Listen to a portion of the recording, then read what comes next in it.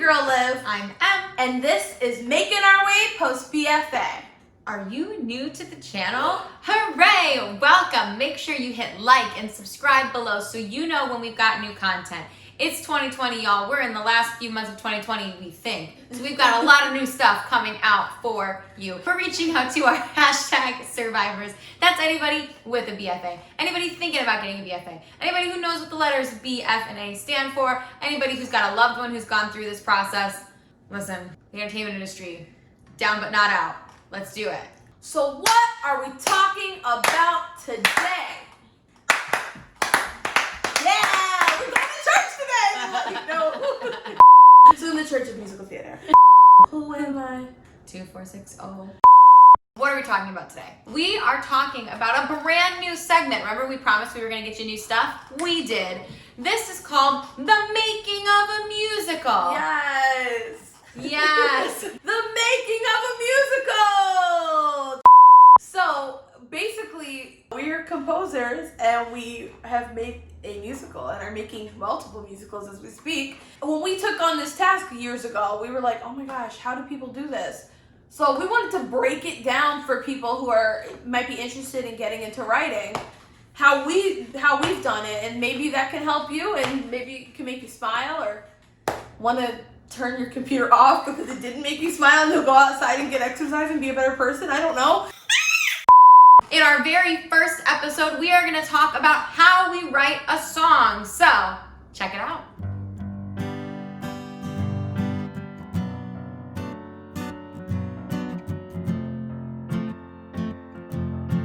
So I started songwriting when I was probably middle school, late elementary, 10 or 11, which is actually I think pretty common. So if anyone's watching who's that age, that's about when all the emotions start to build up and you find you need to write a song. When did I start writing songs? I don't know exactly what age. I was very young though, for sure, because I still have the first notebook that I ever wrote in, and I would do it late at night in my bedroom. So it was probably, I'm gonna say early middle school, so probably 11 or 12.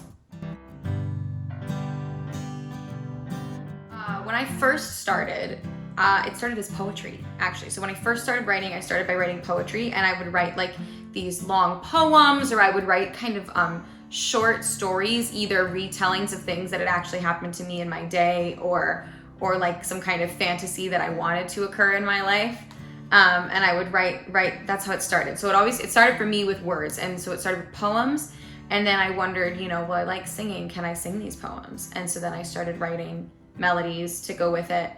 And I didn't ever really deal with the I don't know, the chording of it. I didn't ever sit down and set it to a piano, but I knew how it sounded in my head. So I started writing them it was kind of two things were happening at once. So one thing that was happening was I was writing poetry writing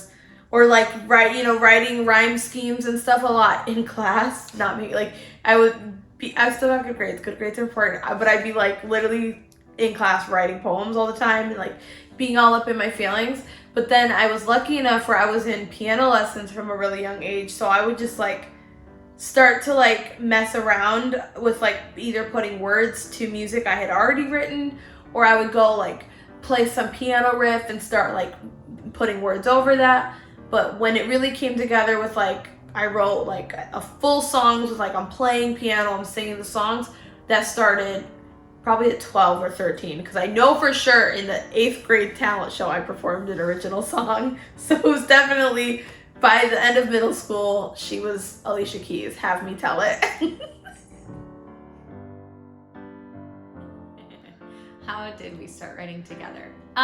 Okay, so it's kind of a weird thing. We both were writing in college separately, with kind of more of a pop energy, less of a musical theater thing. But I don't know exactly, I don't remember the first time we started writing together, but it was a Thursday. I remember this day perfectly. Because I don't know how you could forget it. I don't remember the first time. So we come home and we're sitting in the kitchen after we've eaten, and we're literally I had my guitar out for whatever reason, nonsense. and I start like playing this little like dun dun dun dun, and we like literally jokingly made up like the line, when you're non-equity, you don't want to see me.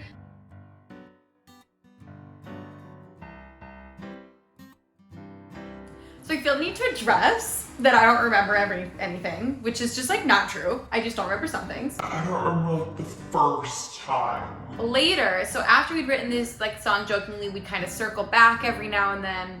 You know, we lived together, so we would kind of circle back and be like, oh, wouldn't it be so funny if there was a song about this part of auditioning? And we kind of like, we're like, if we ever write enough of these, it'll be a song cycle, that'd be really fun. It was just like a joke. Like, this will be really funny someday for us to just do this as a concert.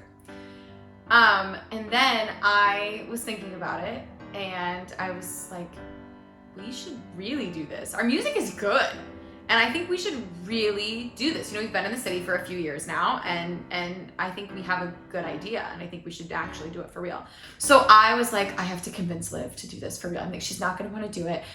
She's just gonna want to keep it fun, and I need to like convince her. So one day, Em like arrived at the door of my room and was like, can we like schedule a time for us to talk about something?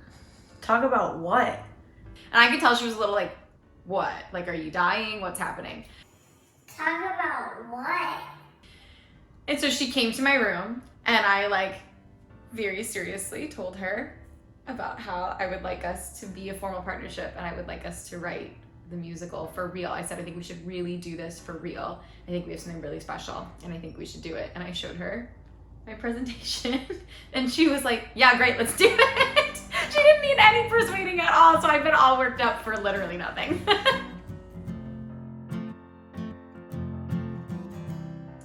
So we write together in a bunch of different ways. It kind of depends on the song and the situation. Sometimes I'll just be like, normally I come up with song stuff when I'm like walking. I'll like go for a walk, or I'll be walking to or from the train or in transit in some way. And I'll like hear lyrics and a little melody or something like that. And so that'll happen, and I'll be like, oh, this would be a great Liv and Em song. And so I will make a voice memo of myself singing a bit of the song, and then I send it to her. Like, hey, I'm walking to the train right now, but I just had this idea for this song about waiting for a train. You'll go back and listen, and it'll kind of be a good archive, because a lot of times we actually set like songs we're gonna work on based on voice memos. So it'll be like, okay, so Thursday when we work, would you like to work on the song that you had sent me about waiting for a train? Great. And we'll then pull up the voice memo when we go to work. We have something to kind of work off of, and we go from there.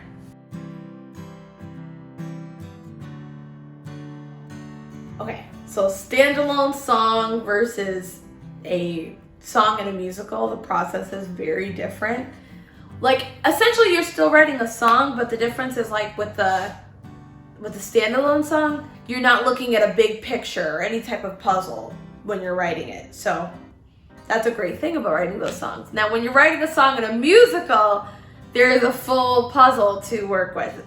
You know, when we write a show, the show has this overarching plot. We have things that we want the characters to do and feel and experience. And so we kind of have to like move the pieces of the puzzle around. And we've done this a lot of times with non-equity, where we'll have like the show laid out, where like it goes this song, this scene, this song, this scene, etc. And then we look at it and we're like, that flow's not vibing. And so we have to move it around, and that's made us have to write songs to fill holes where we felt like we needed a song to justify an emotional moment, or take out songs or scenes that we didn't feel like were moving us forward. And so it's really like putting together a puzzle when it comes to writing a song for the show. I'd say that's kind of the difference.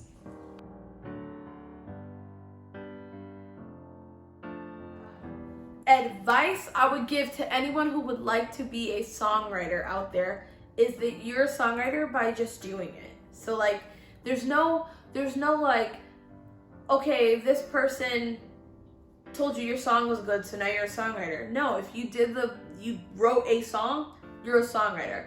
You wrote a poem, you're a poet. Like so yeah, you might not be like making money yet and living off of what you're doing, but just know that like the action of doing it is the action of being it.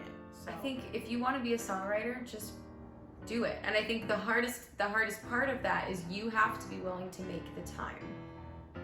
So set aside time in your life to do it. If you like it, if it makes you happy, make it a part of your everyday or something,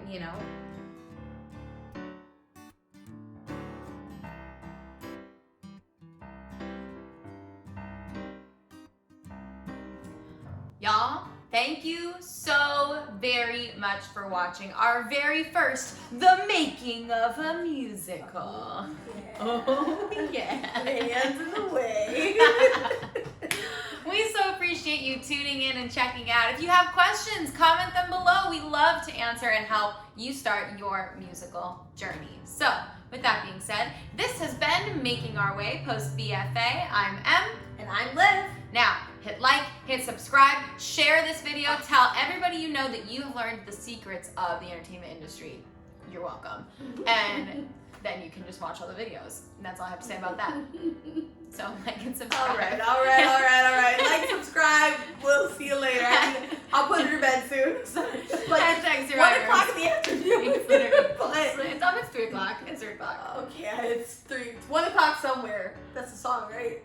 That is, it's 1 o'clock. It is 1 o'clock somewhere, specifically. Somewhere. Okay, hashtag survivors. We'll see you next time. Bye. Bye.